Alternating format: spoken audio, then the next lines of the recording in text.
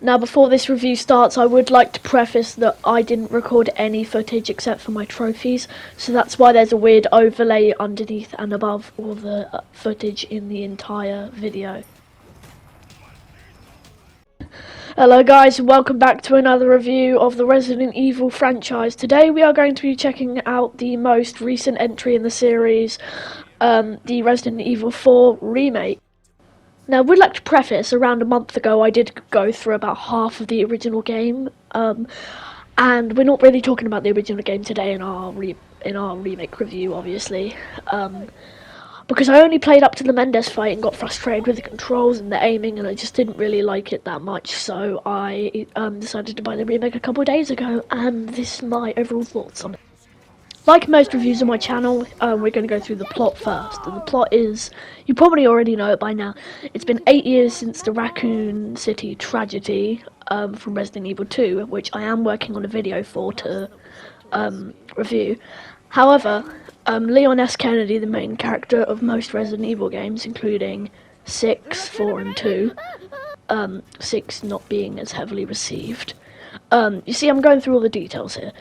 So he's gone on a secret top agent thing, rescue mission to go and rescue the president's daughter from the clutches of an evil cult in Europe. Now, things escalate quickly, and that's one of the things I don't like about this game. The first bit, masterpiece, absolute perfection. The start of it is brilliant with all the minions, stuff in the village section. But still, I very much enjoyed the game overall. But then we get to the castle section, which I thought was a bit radical. But if you look into the plot details, which I'm not going to go over too deeply in this video, it does change it quite a bit. Now, I would like to just briefly go over the original game, which many consider to be a masterpiece. I do love it to bits. It's a brilliant game. But I did find my flaws in it that the remake properly fixed, but there were some bits which I quite liked about the original that they didn't keep in. So, the main thing is the Ashley health bar. Now, I'm sure you all know about the Ashley health bar, which was an absolute pain in the original to use. But it did really add a bit of atmosphere and dread, I guess, as you had to manage 2 people at the same time, like exclusive characters each. And I do get in the original there was a suit of armour that did protect Ashley from any damage, but you can only get that once the game is completed. Now, I think this goes without saying, practically universally, everyone was angry about the deletion of U3. Arguably, Resident Evil 4's most iconic, probably not most iconic, but most terrifying and difficult boss to take down. I've seen many other reviews on this game, and they did think the same as me, and it should be added, but then again, that would just add extra onto the around 15-hour, I found, playtime of the campaign. Of course, there is going to be Project Ada and such coming in later updates from the original, but I do find it quite bummy that the original U3 was cut. Enough with the negative section, let's get into the positive things that I really liked about the game, starting with the village section. Now, the village section is arguably the most iconic video game entrance ever, apart from maybe The Last of Us and such, but it has been improved tenfold with Dr. Salvador, aka the Chainsaw Man, becoming more aggressive and the hordes of enemies chasing you down. Now, I found the gore in this game to be a lot more crunchy than the original, if that makes sense, and a bit more fluid and graphic, and I'm all for a good gore game. I've played the original Resident Evil 2, the remake of Resident Evil 2, and many other games, and I really did think they did that well. Now, another small addition to Leon's many repertoire is the stealth attack.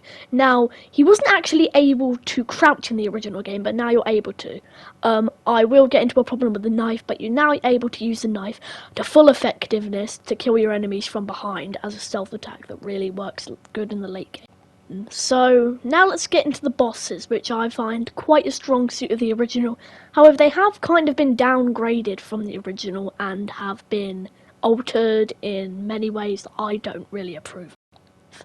So now let's get into the man, the myth, the legend, Mendez. Now, Mendez originally was just a big, beefy hunk who hunted you down throughout the game, usually in the early sections, and around halfway through, I'd say, you actually get to fight him, as you can see on screen, in an on-fire, like, chemical plant or whatever in a barn. Now, I did find this bit quite enjoyable, but the original fight cannot be beat. Now, the main criticism I find with this fight is the second phase. The barrels were a nice touch, you know, you could shoot them and do extra damage, but the second phase really kicks it out of the window for me. It's not very good. Mainly because one reason. The wooden planks, as I said. He throws these things at you and they're practically unavoidable if you just stand still and get caught.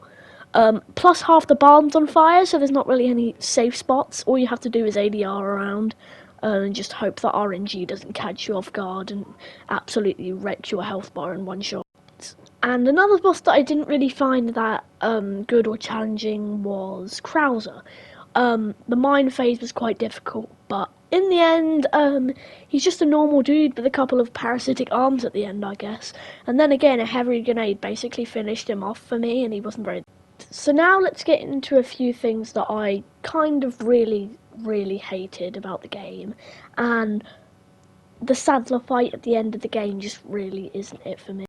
So now, I do think that it's good to say that I do like a good challenge in a game. I like Bloodborne, I like Cuphead, but the Sadler fight just really isn't very challenging. For a final fight in a notoriously difficult Final Fight series, it should be a bit more difficult. Heck, I even found Batora's Mendez more challenging than Sadler at the end.